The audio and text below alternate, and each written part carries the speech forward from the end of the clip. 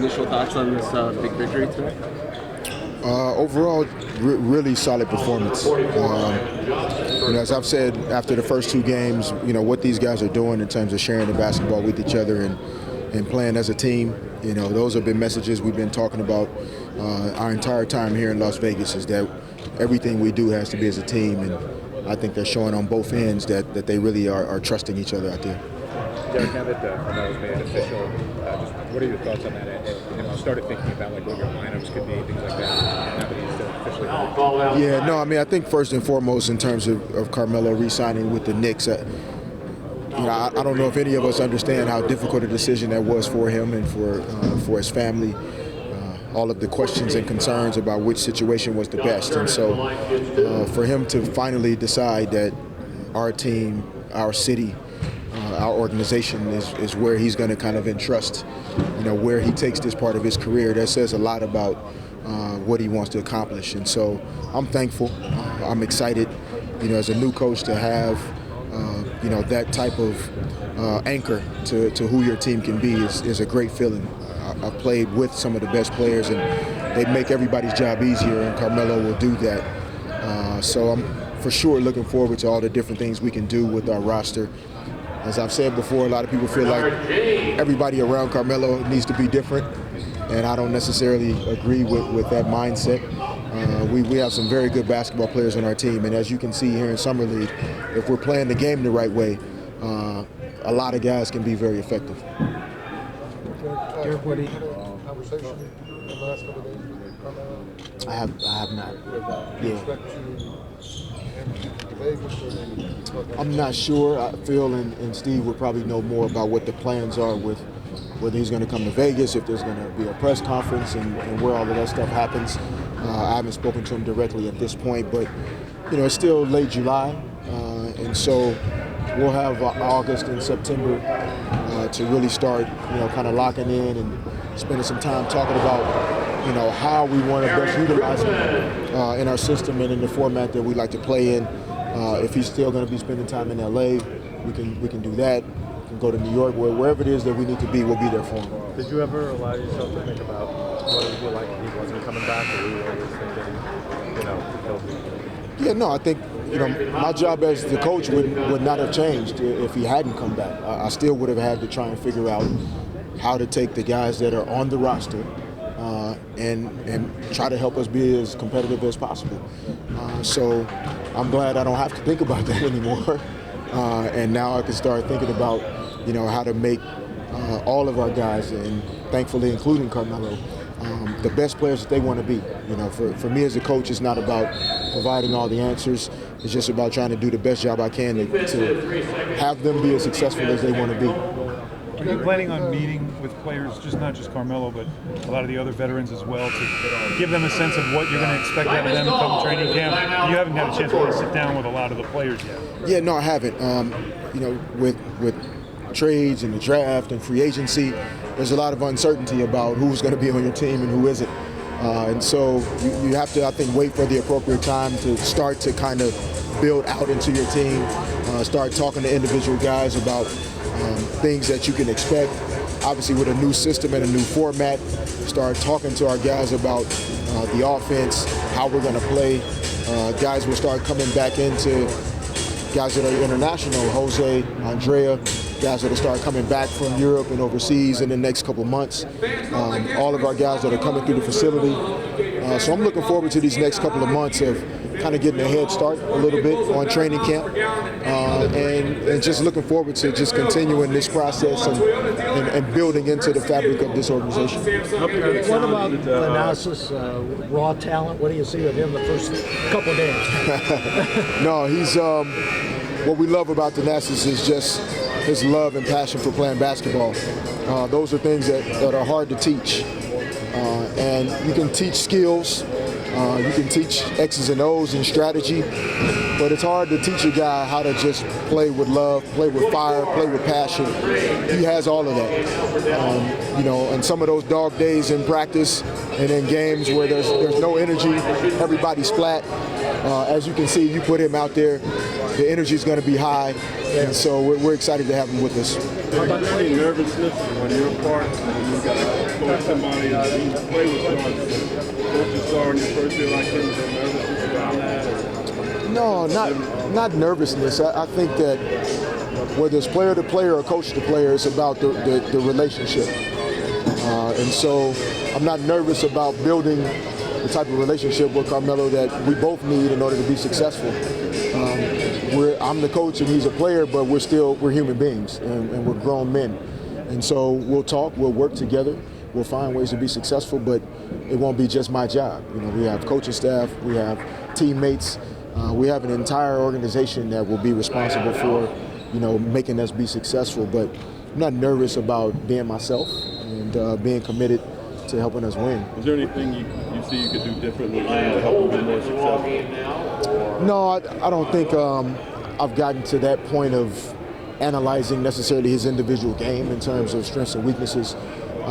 What I've most thought about is how much easier the game will be for him, that we won't just give him the ball and say, save the day, that we'll utilize our format, we'll utilize our offense, we'll utilize he and the guys around him to be successful on the offensive end, build trust, build chemistry, build a fun way to play for guys so that our defense is better.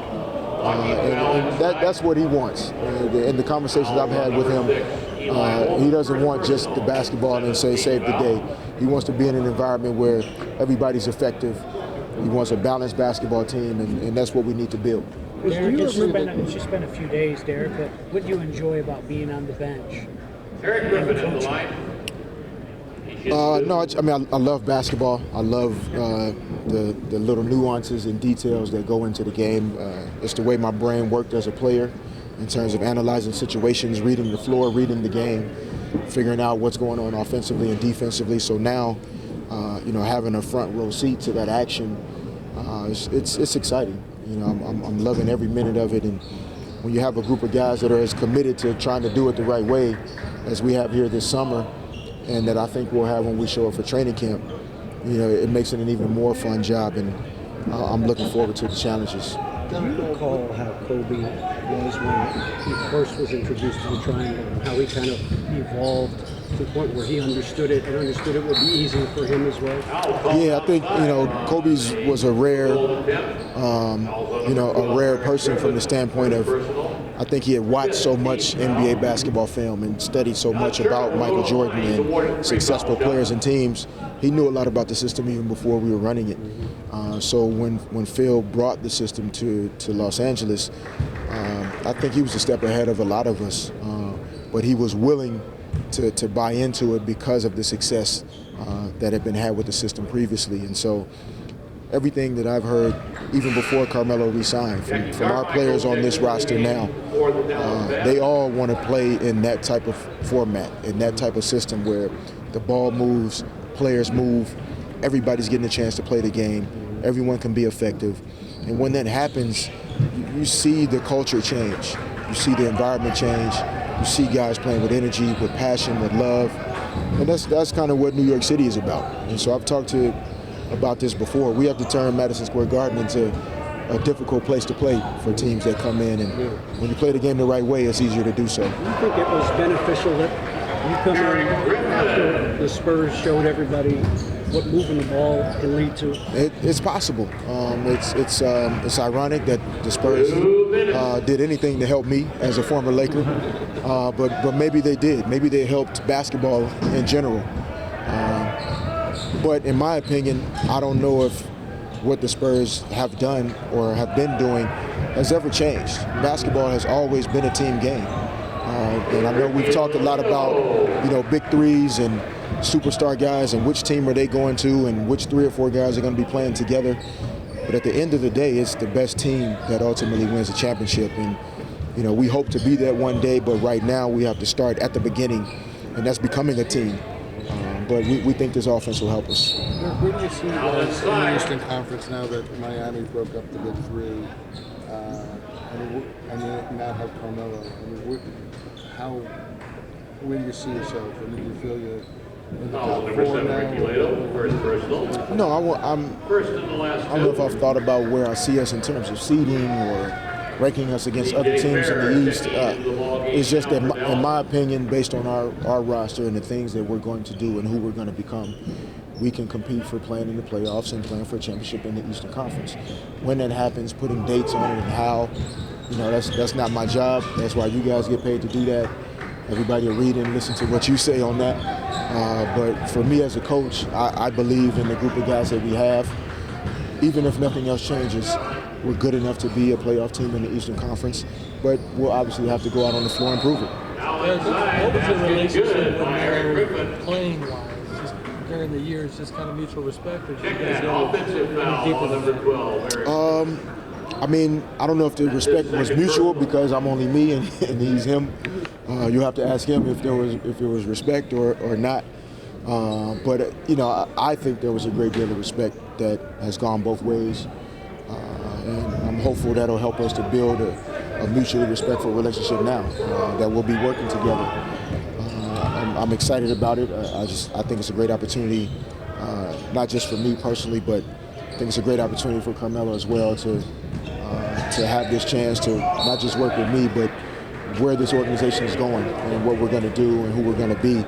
I just think it's a great time for it. Was that LA meeting, was that the only time you got a chance to talk to him about the player-coach relationship, or did you guys have conversations? No, we spoke in person twice about the basketball aspect of these opportunities. The relationship, what a coach should provide, the things that can happen when things are done a certain way and managed a certain way. And I think very early on he was comfortable with that part of it. I'm sure he'll explain it. The toughest part for him was, is our roster going to be competitive enough to win? Because he wants to win. And so I think he's a winner. He's won a championship before at the college level. He's only missed the playoffs, I think, once or twice in his career. And so that's who we want to be. And that's who I've always been, and that's not going to change now that I'm a coach. Eating, sleeping, dreaming about winning. Can you imagine him in the pinch post like Chicago used started? Oh yeah, I've imagined it. I have imagined it quite a bit.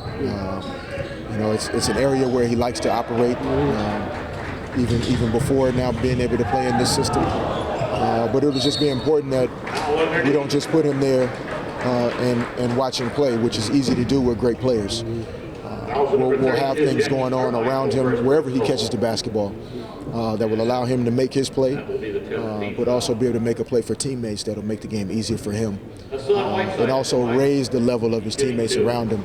And that way everyone is, I think, really just in a place of confidence and trust with each other. We don't question our teammates' ability to play the game because we trust the work we've put in. We'll put out the type of fruitful results that we've been working towards. What does Calderon mean to Melo? I'm not sure in terms of what he means to him. I think in any offensive system, having a good lead guard, a guy that is a good ball handler, doesn't turn the basketball over, has a great demeanor, can stay composed and poised, and manage a game properly. Everybody benefits from that type of situation. So, from that perspective, I think Jose means a lot to our entire team. As you've seen this summer, Shane can do it as well. Pablo is a guy who's a young NBA guy, but an older veteran player who also has those same qualities. But we have to help guys be in a position to do what they need to do.